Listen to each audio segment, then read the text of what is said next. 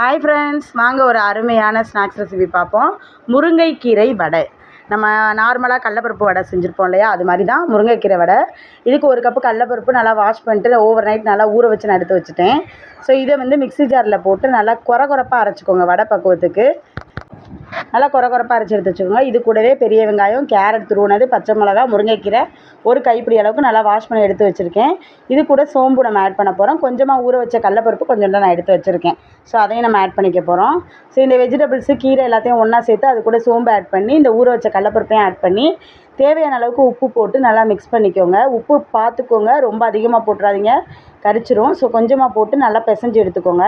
நம்ம முருங்கைக்கீரை கொஞ்சம் நிறையாவே போட்டுக்கோங்க. அப்போ தான் கடலப்பருப்பை விட முருங்கைக்கீரை அதிகமாக இருந்துச்சுன்னா நல்லாயிருக்கும், டேஸ்டியாக இருக்கும்.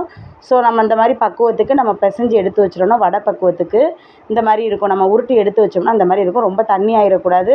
ஏன்னா கேரட் ஆட் பண்ணியிருக்கனால ரொம்ப நேரம் வச்சிடாதீங்க. பிசைஞ்ச உடனே எண்ணெயில் போட்டு எடுத்துட்டா நீத்து போயிடும் தண்ணி விட்டு. ஸோ பாருங்கள், பிசைஞ்சு எடுத்தாச்சு. இப்போ நம்ம ஒரு பேனில் எண்ணெய் ஊற்றி நல்லா காய வச்சு எடுத்துருக்கோம். ஸோ அந்த எண்ணெய் காய வச்சதில் நம்ம இந்த வடையை இந்த மாதிரி பக்குவத்தில் தட்டி போட போகிறோம்.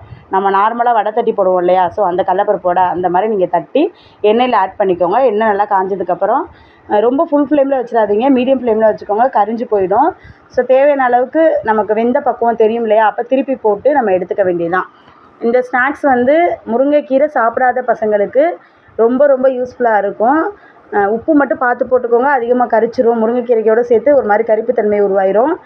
ஸோ இந்த முருங்கைக்கீரை வடையை நம்ம சைடிஷாகவும் சாப்பிட்லாம். இது கூட தேங்காய் சட்னி வச்சு ஒரு டீயோடு சாப்பிட்டோம்னா அல்டிமேட்டாக இருக்கும். குழந்தைங்களுக்கு இந்த ஸ்நாக்ஸை கொடுத்தீங்க அப்படின்னா முருங்கைக்கீரை சாப்பிடாதவங்களுக்கும் அந்த இம்யூனிட்டி பூஸ்டர் இது மூலமாக நமக்கு கிடைக்கும். ரொம்ப டேஸ்டியாகவும் இருக்கும், டிஃப்ரெண்ட் ஸ்டைல்லையும் இருக்கும். ட்ரை பண்ணி பாருங்கள். நம்ம சேனலில் நிறைய ஹெல்த்தி ரெசிபிஸ் எல்லாம் அப்லோட் பண்ணிகிட்ருக்கேன். ஸோ கண்டிப்பாக நீங்கள் பார்த்தீங்கன்னா உங்களுக்கு பிடிக்கும். ட்ரை பண்ணி பாருங்கள். இந்த வீடியோ உங்களுக்கு பிடிச்சிருந்ததுன்னா லைக் பண்ணி, சப்ஸ்கிரைப் பண்ணி, ஆல் பட்டன் கிளிக் பண்ணி எனக்கு சப்போர்ட் பண்ணுங்கள். ஓகே ஃப்ரெண்ட்ஸ், பாய்.